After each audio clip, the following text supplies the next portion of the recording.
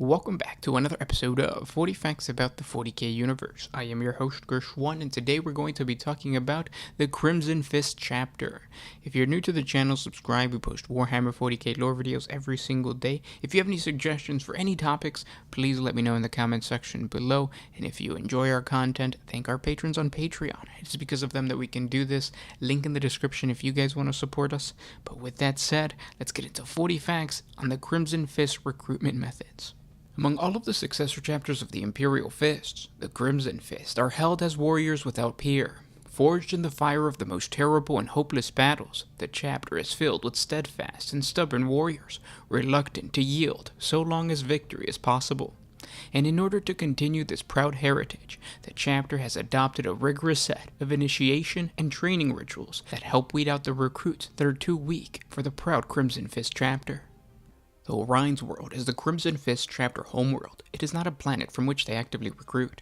During their millennia as a crusading chapter, the Crimson Fist established a practice of recruiting from many different worlds in the Loki sector. While a few had significant technological bases, the chapter had generally recruited from feral worlds, such as Blackwater, which is situated relatively close to Orion's world. The natives of this world are renowned for their ferociousness and courage, but they are far from barbarous primitives. They are a noble people, whose lives are a daily struggle against adversity, and it is this stoic nature that makes them such ideal raw material to become Crimson Fist and hold on to the gene seed of the Primarch Rogel Dorn. While aspirants are sometimes taken from other worlds, this practice has become increasingly uncommon. The Crimson Fist have never sought out those who engage in savagery for its own sake. Rather, they seek the most appropriate candidates who are characterized by a combination of honor, athleticism, and stoicism in the face of overwhelming odds. The chapter annually travels to Blackwater to conduct the Festival of the Bloodied Fist. Through the course of this ceremony, aspirants are subjected to a battery of trials that are used to evaluate their martial, mental, and spiritual prowess. Few of those who attempt the trial make it to the later stages. For those who do, the final stage requires a worthy aspirant to travel deep into the planet's toxic swamps and kill a barbed dragon with his bare hands. Each year, there are a few who manage to complete this brutal challenge. However, those who survive are far from becoming true battle brothers. Their success does not guarantee their survival through gene seed implantation and the other rigors of recruitment. Failed aspirants, primarily those whose bodies prove to be too weak to accept the chapter's gene seed and the Astarte implants, become chapter serfs. Once recruited, a Crimson Fist neophyte will serve in the chapter's 10th company as a scout marine, where his training will continue based on the dictates of the Codex Astarte. The core tactics ingrained in the neophytes come from the Codex, effectively making use of different standard units in the manner that the Sacred Tome describes. Their training is broad and all-encompassing, so that the chapter can effectively counter opponents who use vastly different tactical approaches to battle. In this way, the Crimson Fist quickly adapt their tactics to defeat any who would oppose the will of the Imperium. There is one unique variance in the Crimson Fist training pertaining to the enemies the chapter has faced throughout its long history. While the chapter has served throughout the entire galaxy, they have made the Loki sector their primary base of operations. As the sector has been dominated by orcs since humanity first encountered this region, the Crimson Fist have engaged in countless wars with this savage xeno-beast. Though the chapter is not specifically devoted to overcoming this foe, the chapter's battle brothers are well versed in orc psyche, physiology, and tactics. The near constant supply of orc warbands in the region makes this training necessary and profoundly useful. As this ability has become associated with the chapter, the Adeptus Administratum and even the Inquisitorial Ordo Xenos has often requested assistance from the Crimson Fist when significant orc forces gather throughout the Imperium. This translates into the neophyte's training, as it is common practice for a scout marine to enter hand-to-hand combat with a captured orc. The beast's brutal strength must be used against itself, otherwise the unarmed and armored Astarte will inevitably be overpowered. The neophyte also learns one of the most important lessons, and that is to never underestimate your rival. Because the chapter has faced off against numerous and unrelenting orc hordes for most of its existence, the chapter's history is filled with legends of Crimson Fist battle brothers fighting to the last man against the Greenskins. The chapter's inherent gene seed flaw haunts every single battle brother because of this. Like all chapters that come from Rogel Dorn, the Crimson Fist consider that the only righteous path lies in the expenditure of their lives for their purpose, and will face death with a stoic heart and a single-mindedness that can only lead to the complete annihilation of everything and everyone a battle brother faces. often including himself and those that fight beside him. When the chapter's genetic curse manifests itself in the affected battle brother, it comes on in 3 stages. The first stage is the battle brother's stubborn refusal to retreat, seeing only the glory and honor in defeating such overwhelming foes, if even the barest glimmer of victory remains.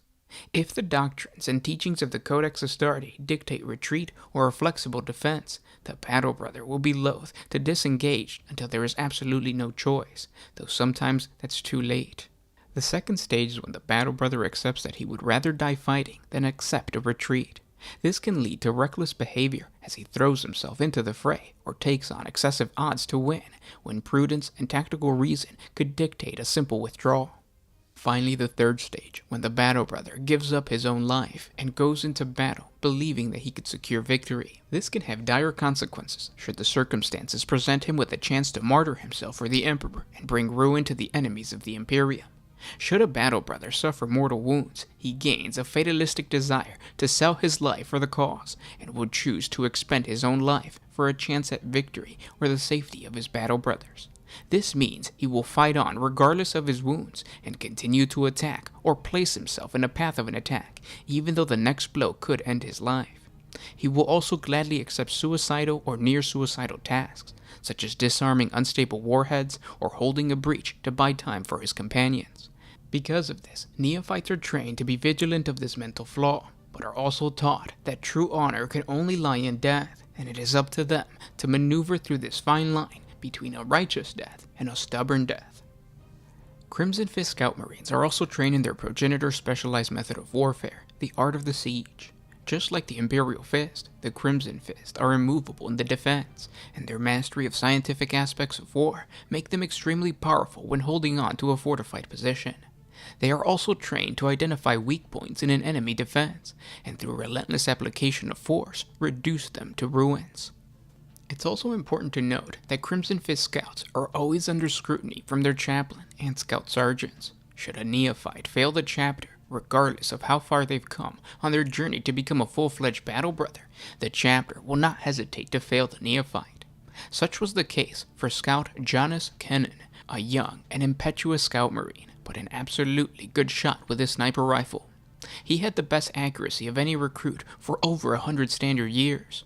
However, his lack of discipline resulted in the loss of many battle brothers, including Captain Draken, when he disobeyed orders to take a shot at the orc warlord Uzgog Magkul. The shot never penetrated the warlord's force field, and as a result of this disastrous action, Scout Kennan was sentenced to become a servitor.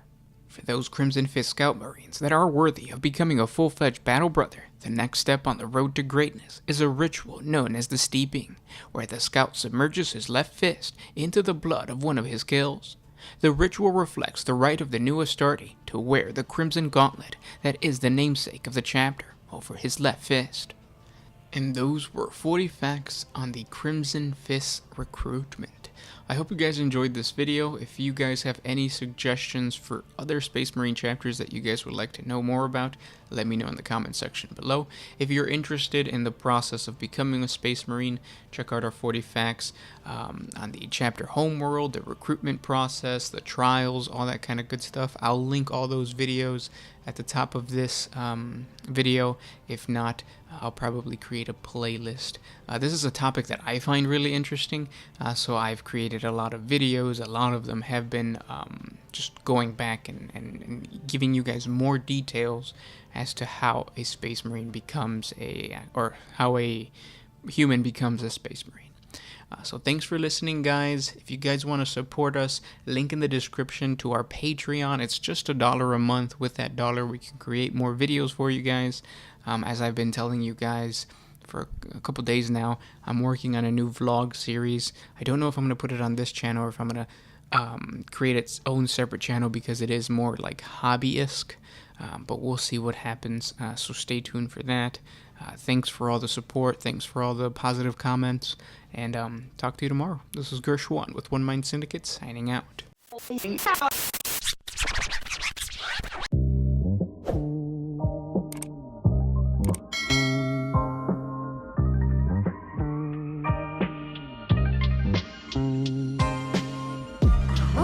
used to put my freedom first in any situation.